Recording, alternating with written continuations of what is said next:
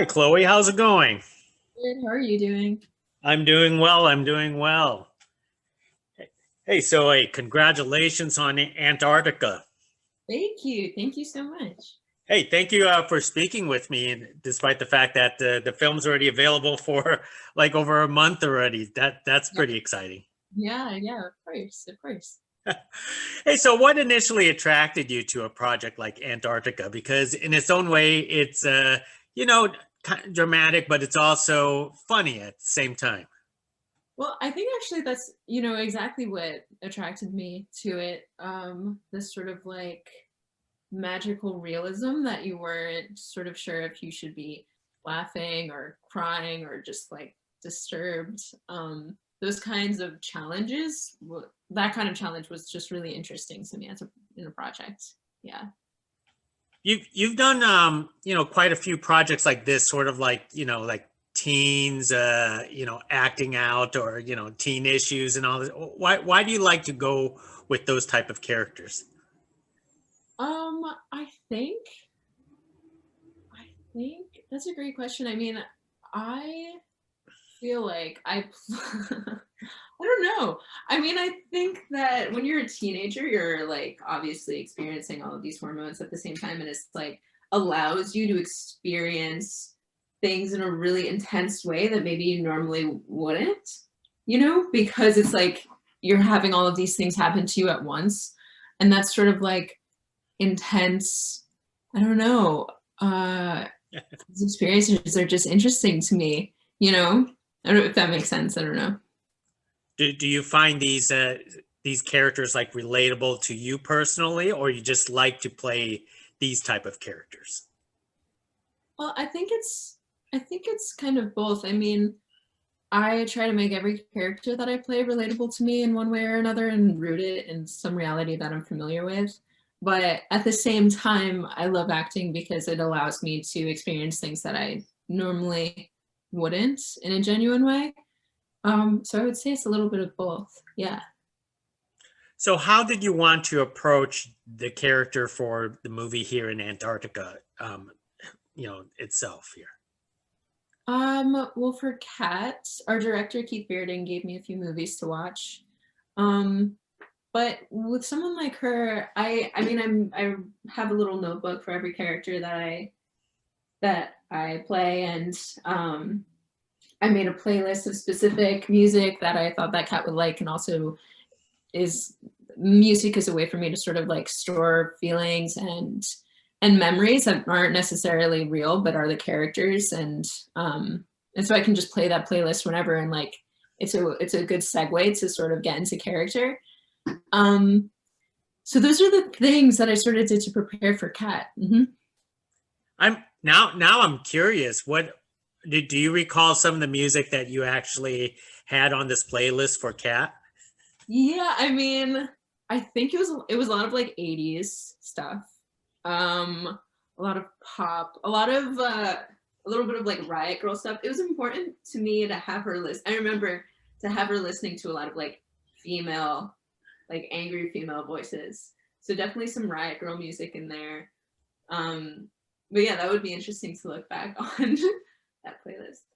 So when you choose a playlist for the music, do you basically kind of like read the script and said, you know what, this song and this song will fit the personality of the character? Is that how you actually approach it? Yeah, yeah, and I think I would say so. I mean, I'm like really susceptible to music, as I think most people are, and it can like trigger certain things in me. And I think that's like a good sort of almost like a cheat, to use music in an emotional way like that. So I kind of decided while I'm reading the script, yeah, and when I'm working with the director, I'll sort of like make little mental notes on what kind of music should be in there. I really love that approach. I have never heard someone use that approach of a playlist to get into character. Most people use music trying to calm their anxiety down for Yeah. acting. Yeah. Yeah. So the top for the topics for Antarctica, one of the things that's actually fascinating is a lot of the teen female issues that is actually present through a through the movie. But I found it fascinating that it actually covered the issue of sex and abortion, and it wasn't sort of like low key. It just went head on. Could you talk more about that there? Yeah, I mean, I think one of the things that drew me to the project initially was sort of the unrelenting nature of the way that Keith wrote these things, that they are so realistic, but again, in this magical realistic way, they're sort of set up in a way where you're like disturbed, but also like, this isn't real, but like it is real. And I think that's a really interesting way to tackle these topics that are hard to talk about in our society, right? And just make it a little more like digestible without losing the sort of like integrity or like the seriousness of what it is, if that makes sense. I don't know. Was some of the scenes hard to do for this movie because of the fact that it's kind of realistic and that some people could relate to it? Yeah, absolutely. I mean, I think acting wise, it was a challenge to walk the line of sort of reality and the magical part. But I say magical part, I mean, this sort of like absurdity that the movie is kind of made out of. So as an actor, that was sort of difficult. But as far as these sort of intense scenes, yeah, I mean, absolutely. I mean, yeah, it was very difficult, especially the everything surrounding the abortion was like it's yeah, it actually, to be totally frank, that scene was probably one of the hardest things that I've had to do as an actor so far in my career, because it's so realistic and because this is something that happens just every day, so yeah. Yeah, that abortion scene was something else. Was because I guess it's sort of like it was serious, but it was trying to be funny at the same time. Right. With the pediatrician cracking jokes and the cop in the background filming, and I was like, what is this? What's it like? I have no idea. Yeah. I mean, I think that that's part of the magic of the movie, is that you're not sure whether to be like, what's going on, but it's rooted in reality, which is the disturbing part, but you're like, should I be laughing? Is that appropriate? Yeah. But you didn't have to do like any like research into this, what it actually is like, did you? Oh, I mean, yeah, of course, I do as much research as I can, especially with specific things like that. Yeah, research like that always helps. Yeah. And hence the notebook that you keep around. Hence the notebook. Exactly. Yeah. Your character also goes through a different thing too with the sex therapy. Could you talk about that? Because I did actually find that kind of like pretty funny. Yeah, I mean, the sex therapy, I think, is such the fact that they sent her away is just such a comment on the way that we treat young women's sexualities, and how we're just like, honestly, societally speaking, like terrified of young women and the fact that they can be like autonomous, right? So I really appreciated everything about that, because that's something that I felt in my own life. The fact that they cart her away to rehab. Yeah, I think it was just like a brilliant comment. I can't say enough great things about Keith Bearden. I think he's brilliant. So I know you keep on referring back to Keith. So whatever he did, his writing must have been perfect for it. Was that the first time you worked with Keith? it was, yeah, the first time I worked with Keith, and he's actually become like a great friend now, which I feel really lucky about. That's excellent. Of course, this film, it's also about friendship, having best friends that try to support you throughout the entire process. Could you talk about acting with Kimmy through this movie? Yeah, Kimmy is fantastic. This is Kimmy's first movie, and She's such a pro. I mean, she usually does theater stuff. And I don't know, I think we were really lucky to actually like connect on a real and genuine level. I mean, I would say I can't speak for Kimmy, but I feel like, we ended up being real friends, which doesn't, happen always. So it was easy to sort of slip into this dynamic immediately where we were very comfortable with each other, and it was just a really fun experience working with her. Yeah. You didn't have to develop any type of like chemistry prior, before production or anything like that, or?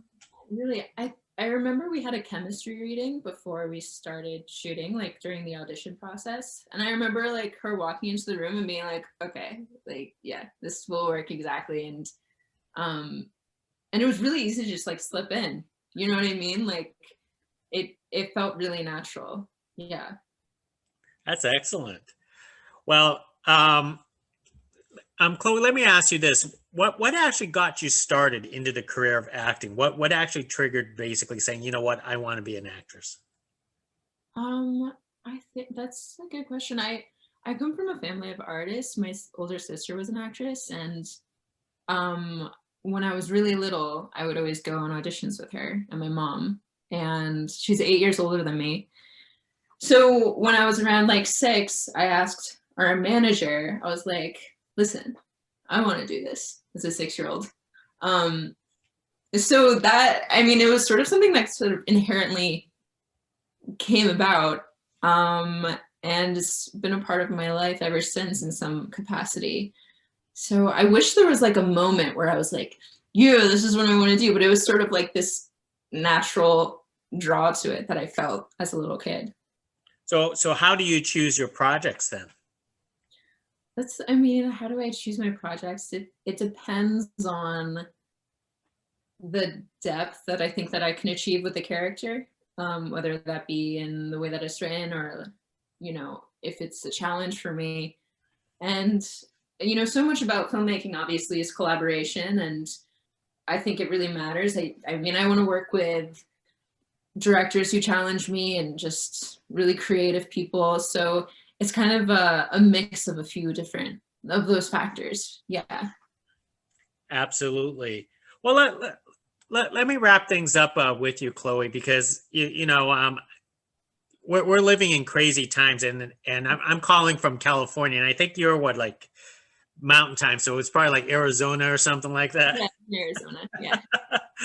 So what I want to know is how you staying sane and creative during all this time. Well, it's a challenge. I mean, it's so difficult.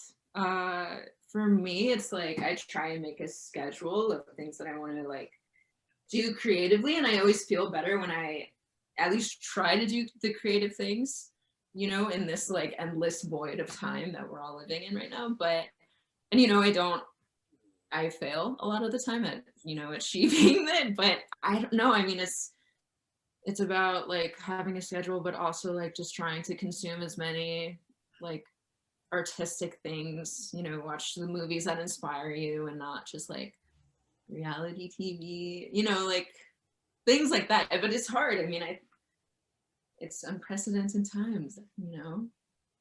It is crazy. Yeah.